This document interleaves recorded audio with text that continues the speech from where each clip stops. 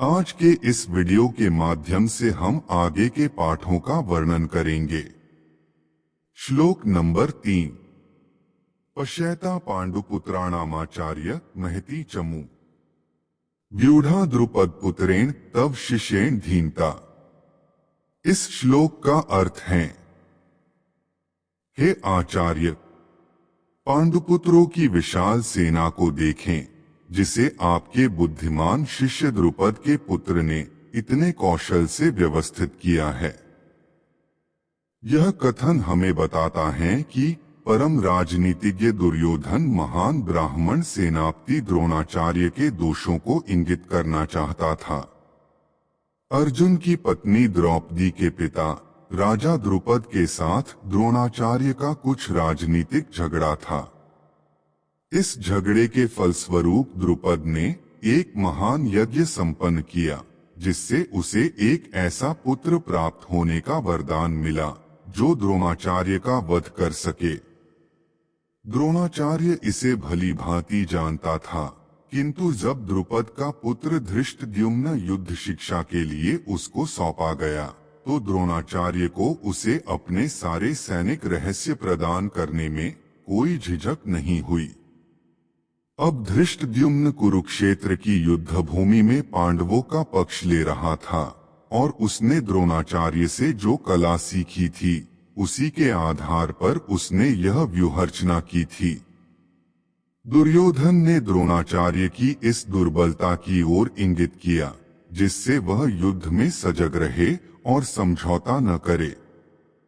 इसके द्वारा वह द्रोणाचार्य को यह भी बताना चाह रहा था कि कहीं वह अपने प्रिय शिष्य पांडवों के प्रति युद्ध में उदारता न दिखा बैठे। विशेष रूप से अर्जुन उसका अत्यंत प्रिय एवं तेजस्वी शिष्य था।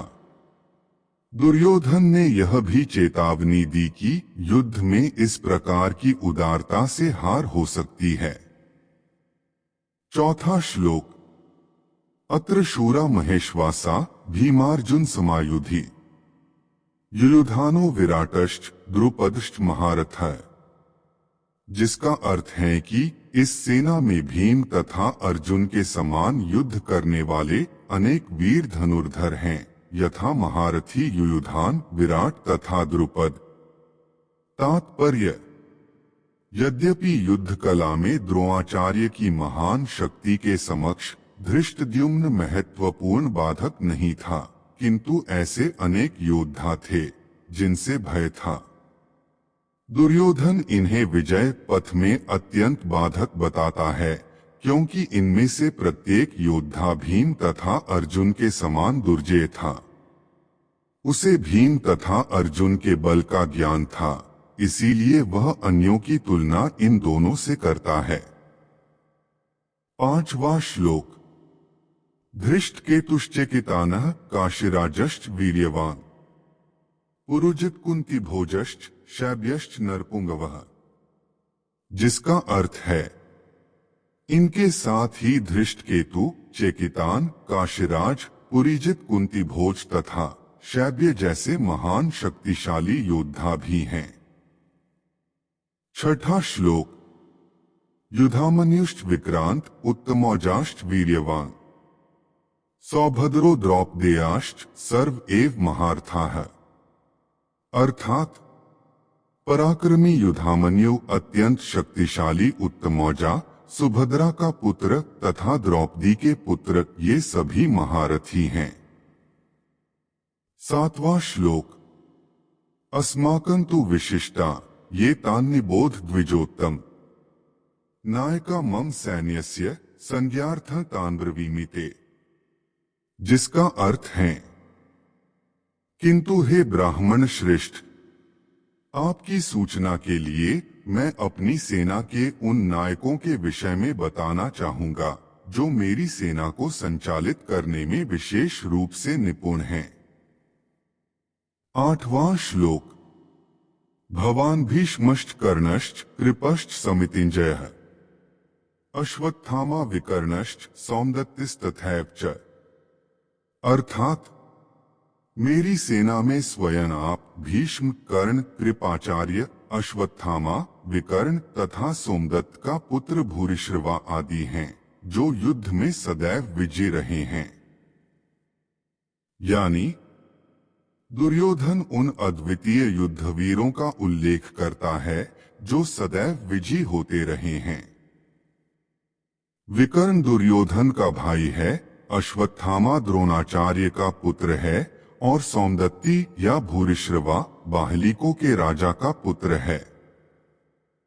कर्ण अर्जुन का आधा भाई है, क्योंकि वह कुंती के गर्भ से राजा पांडु के साथ विवाहित होने के पूर्व उत्पन्न हुआ था।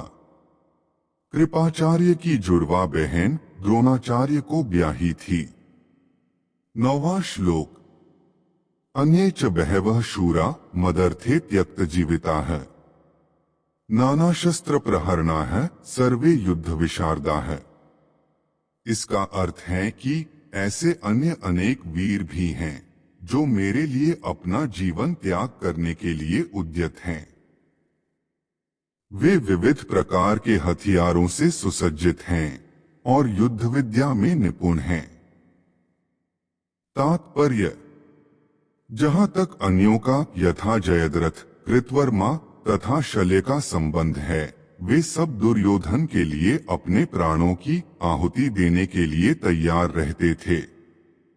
दूसरे शब्दों में यह पूर्वनिश्चित है कि वे अब पापी दुर्योधन के दल में सम्मिलित होने के कारण कुरुक्षेत्र के युद्ध में मारे जाएंगे।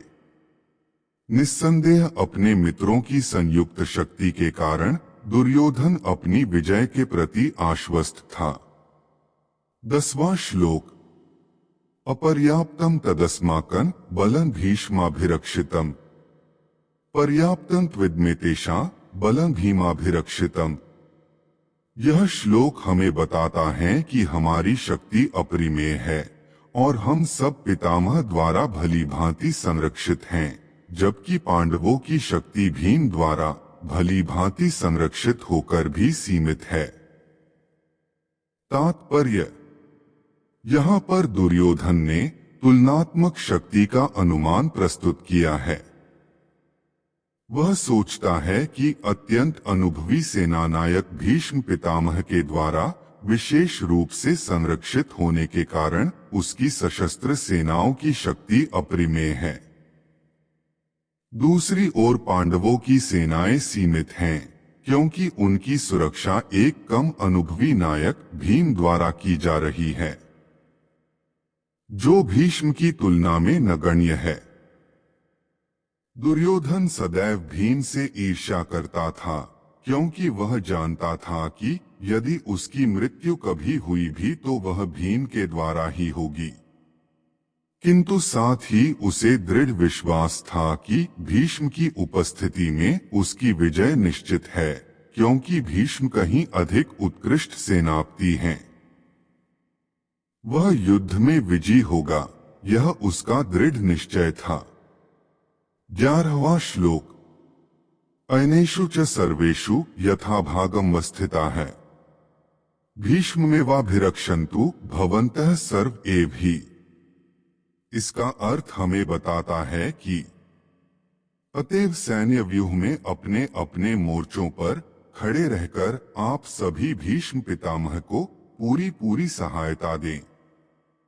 तात्पर्य: भीष्म पितामह के शौर्य की प्रशंसा करने के बाद दुर्योधन ने सोचा कि कहीं अन्य योद्धा यह न समझ लें कि उन्हें कम महत्व दिया जा रहा है।